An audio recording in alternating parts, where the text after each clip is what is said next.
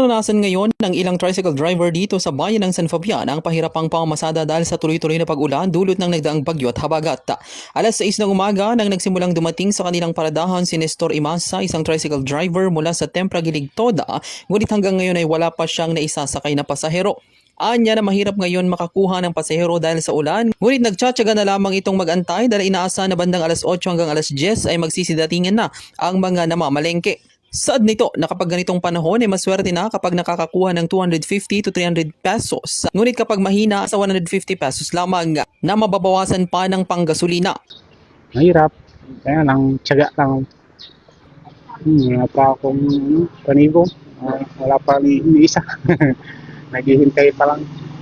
Pero usually sa anong oras, pag ganitong maulan, anong oras kayo nakakapag-panigo? Mamaya-maya po rin siguro. Pag may nakita na darating dito. Mga namamalingke. Pero Pero karamihan sir namamalingke talaga.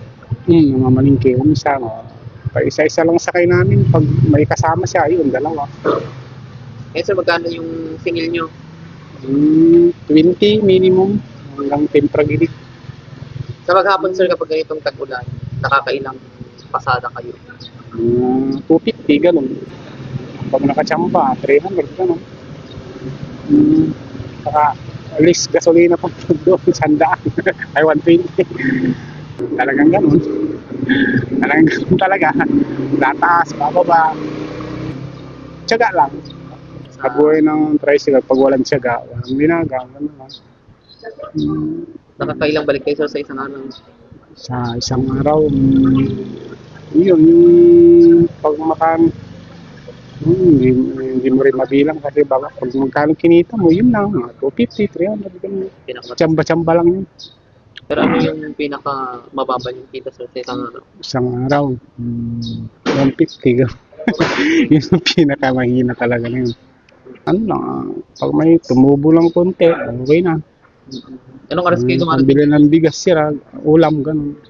Ha? Anong oras kayo dumarating dito ang umuwi sir? Uwi ng hapon. 5:30, ganun. Kasi pagdating ng 5:30, alas 6, wala na rin. Kasi isa na lang. Siyempre, malingki ka pa, bibili ka pa lang bigas, ulam, gatas. Anak rin ako, isa. Napubuhay niyo siya sir sa... Kukuha rin yung pambayad ng kurente, gano'n. Tsaka, ang hanap buhay ng tricycle, ano lang naman, tsamba-tsamba lang naman. Minsan, nakakarami ka, minsan, konti. Parang lumalaod sa dagat. Pero kapag ganito sir, pag mahina, wala kayong ibang pinagkukunan ng kita? Wala. Dito lang tricycle. Noon, nagkukontraksyon din ko, kaso, na rin, may edad-edad na rin ako siya ako. Talaga, tiyaga lang, parang buhay ang pamilya. Para pag nagkasakit kayo sir, hindi na kayo namamasakit.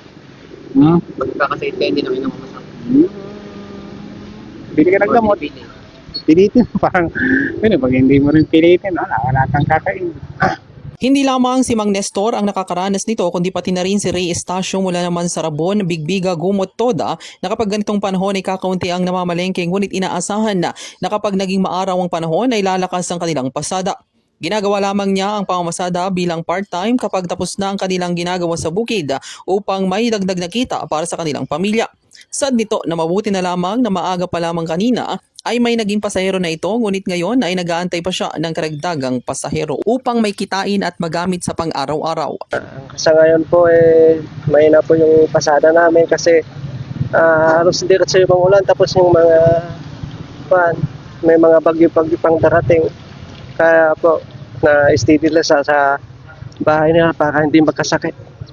Sa susunod na araw siguro baka maraming mamamalingke. Ganun po. Bali kanina po, nag-aamusa lang po ako may tumawag niyong kumari pupunta ng Manila. Kaya inano ko na sa Cisco. Oo po, kaya mamaya pa sana ako mamamasada. Kaso lang yung kumari magmamadali papuntang Manila, kaya yun lang po. Pero dito sir, wala pa. Opo. Wala pa. Wala pa po. Mga alas 9 pa po darating mga pasero namin. Mga tulog pa yata. Depende po. Minsan nakaka 400 lang po.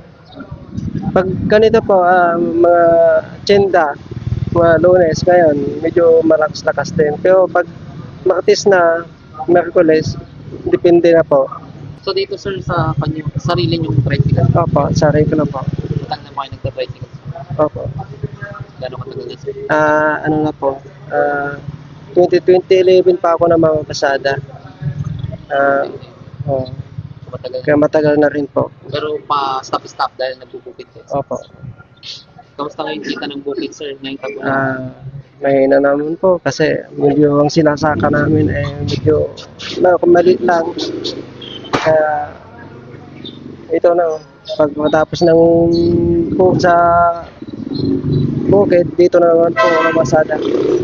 Kamusta lang kapag nagkakasakit kayo sir, hindi na kayo namamasyado. Opo, sa bahay lang po.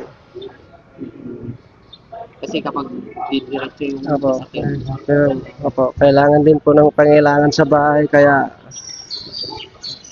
kailangan talaga maghanap buhay. Sa mga paseo namin, kaya kailangan lang po mag-ingat. Ano nga po, tag-ulan, maraming nababaha. Kaya konting ingat lang po. Kasama ko ng mga masada.